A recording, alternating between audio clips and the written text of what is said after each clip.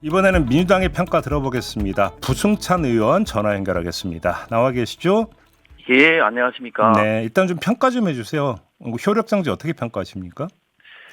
글쎄요, 참 성급하고 어리석은 결정이라고 말씀드리고 싶습니다. 네, 왜 그러냐면 이제 제도라는 것들이 남북 관계를 규율하는 제도들이 있지 않습니까?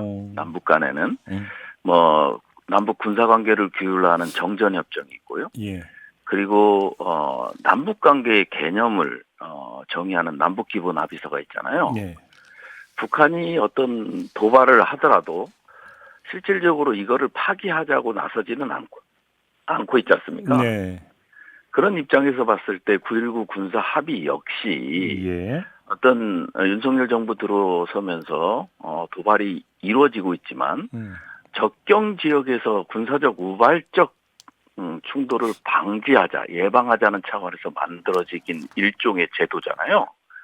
그런 것들을 그냥 파기하겠다, 효력 정지를 한다.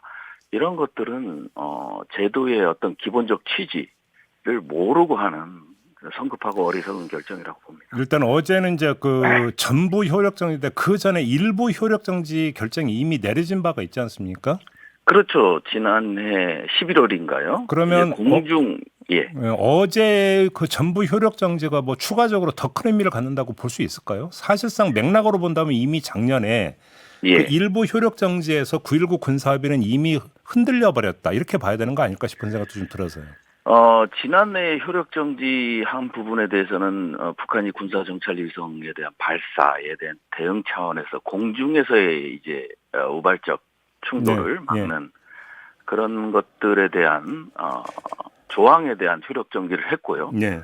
이번에 전체적으로 효력정지를 함으로써 명목상으로는 북한 도발을 억제하겠다고 했는데요. 네.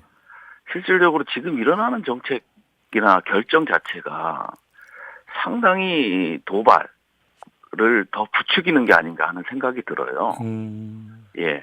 그래요? 그 법을 지키지 않는다고 그 법을 없애는 건 아니지 않습니까? 예. 국민의힘의 성일종 사무총장이 예. 이재명 대표를 향해서 뭐라고 이야기를 했냐면 이 북한의 저질 도발에 대해서 한마디 언급조차 하지 않는 걸 비판하면서 조선중앙통신 서울지국장 이런 그 표현까지 썼거든요. 어떻게 받아들이십니까?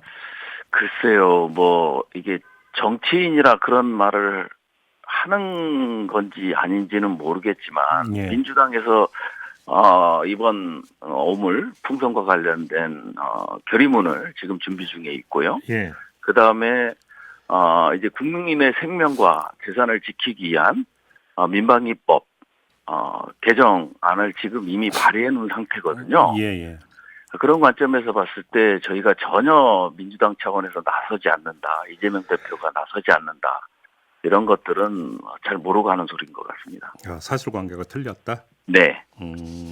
근데 일단 좀 궁금한 게요. 이 9.19 군사합의 그 전부 효력정지 결정을 내리기 전 단계에서 유엔사나 그 주한미군 사령부가 사전 협의를 해야 되는 사항입니까? 어떻게 되는 겁니까? 이 문제는? 아니 뭐 그렇지는 않습니다. 뭐 9.19 군사 합의 체결 당시에도 유엔사 미군 주한미군과 협조를 한 상태에서 이루어지고 작전 환경 평가를 다 하고 그리고 문제가 없다고 판단됐기 때문에 결정이 이루어졌기 때문에 굳이 뭐 유엔사와 협조를 한다든지 그다음에 협의를 한다든지 뭐 이런 절차까지는 필요 없었던 걸로 알고 있습니다. 자, 그럼 아무튼 전부 효력 정지가 뭔가 나버렸는데 아까도 이제 그 태영호 전 의원한테 여쭤봤는데 파기 선언까지는 아니거든요.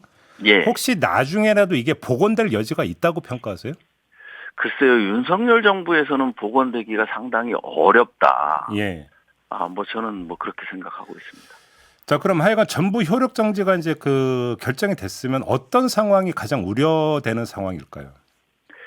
실질적으로 가장 우려되는 상황은 이제 지금 상황을 보면 김여정 담화에서도 일부 확인될 수 있는 부분이 있거든요. 뭐 김여정 담화 오물풍선과 관련돼서는 우리 탈북단체에서 이제 전단 살포에 대해 몇십 배로 대응한다고 그랬거든요. 이런 것들이 이제 완충 지역에서 크고 작은 도발들 그리고 우리가 예상치 못한 도발들이 일어날 가능성이 상당히 높아지는 수준으로 가는 거죠. 실제로 그런 상황이 그러니까 발생할 수도 있다.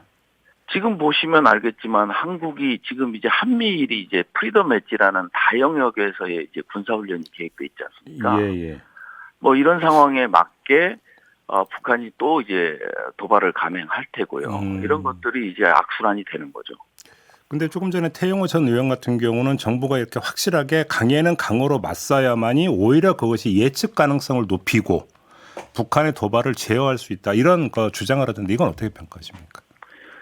글쎄요. 극단적인 주장이라고밖에는 저는 보여지지 않아요. 네. 실질적으로 보면 제도 대화 협력의 중요성도 국가 안보를 이루는 한 축이거든요. 예. 근데 이제 강대강만 생각하는 거는 국가 안보를 담보하겠다라는 거 아니고 예. 국민의 생명과 안전을 담보로 해서 싸우겠다라는 얘기밖에 안 되는 거거든요. 예. 한쪽 출구에서는 대화 협력을 항상 열어놓을 필요가 있다. 그게 이제 우리 헬싱키 프로세스라는 게 유럽의 연합을 이끌어내잖아요. 예. 그런 강대강의 상황에서도 어떤 정상끼리 만나서 대화 협력을 유도했기 때문에 그런 것들이 이루어진 거거든요. 예.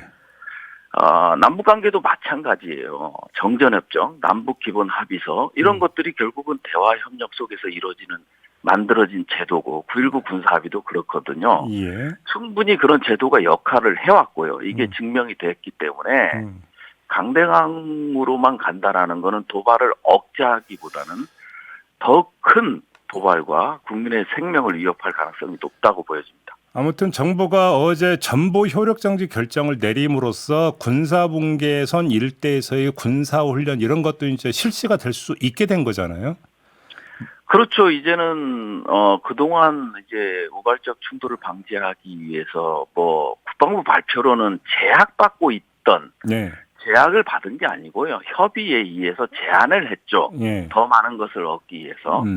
표현 자체도 잘못됐다고 보여지고요.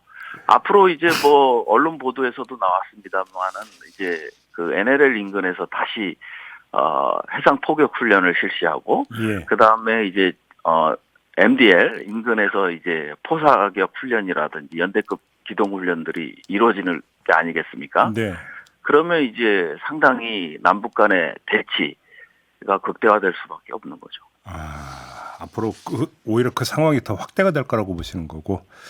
아니 북한이라는 국가의 특성을 본다면 네. 어찌됐든 최고 존엄이라는 게 가장 국가 정책 결정 과정, 군사 행동에 있어서 최고 존엄이 위협받고 있느냐 안 받고 있느냐에 따라서 판단을 하거든요. 네. 전단 살포도 내용 자체가 뭐 다분히 뭐 유화적이고 이러면은 뭐 저렇게 오물풍선을 보내지 않겠지만 예. 최고 존엄에 대한 훼손을 했다는 거거든요. 네. 뭐 리설주에 대한 뭐 음담 패설이라든지 그다음에 백도혈통의 근간을 흔드는 거라든지 네. 이런 자극적인 문구들이라든지 이런 게 들어갔기 때문에 상당히 강하게 대응하는 거거든요. 네. 군사행동도 마찬가지일 겁니다. 만일 최고 지도자가 어떤 얘기를 했을 때 한국이 혹은 한미가 이런 거에 어긋나는 행동을 했을 때는 이제 몇십 배 대응을 하겠다라는 그런 것들을 이제 행동으로 옮기는 알겠습니다. 그런 게 이루어지겠죠. 자, 이제 오물풍선에서 이제 그 결정적 계기가 이제 형성이 된 것 같은데 자유북한 그 운동연합은 내일 또 대북전단을 살포하겠다고 밝혔거든요. 예. 실제로 만약에 이렇게 한다면 또 오물풍선 같은 게 다시 그 남쪽으로 날아올 가능성이 높다고 보세요? 저는 이제 오물풍선 수준을 넘어설 수도 있다고 보여져요. 그럼 어떤 수준으로요? 글쎄요, 이제 북한이 하는 행동 자체가 예측이 상당히 안 되더라고요. 이번 건도 보면 일주일간에 걸쳐서 천여 개의 오물풍선을 날려보냈잖아요. 예. 지금은 단순히 오물풍선이지만 그 다음에 이거보다 더 강한 게 될 수도 있다라는 생각이 상당히 우려스러운 거거든요. 네. 그리고 이제 정부에서 발표를 했잖아요. 헌재 결정을 존중한다. 표현의 자유를 존중하고 그렇기 때문에 막을 수 없다. 뭐 이렇게 하지만 대법원 판례도 좀 볼 필요가 있는 것 같아요. 네. 대법원 판례를 보면은 이제 국가가 이제 국민의 생명과 안전을 지키기 위해서 전단 살포 행위를 중지시킬 수 있다, 제재할 수 있다라는 판례도 있거든요. 알겠습니다. 이런 것들을 종합적으로 고려해야 되지 않을까 싶습니다. 일단 뭐 상황이 어떻게 전개될지가 아니라 그런 상황을 예방하는 게 중요하다 이런 취지의 말씀이신 거죠. 알겠습니다. 네, 오늘 말씀 여기까지 들어야 될 것 같네요. 고맙습니다, 의원님. 감사합니다. 네, 더불어민주당의 부승찬 의원과 함께했습니다.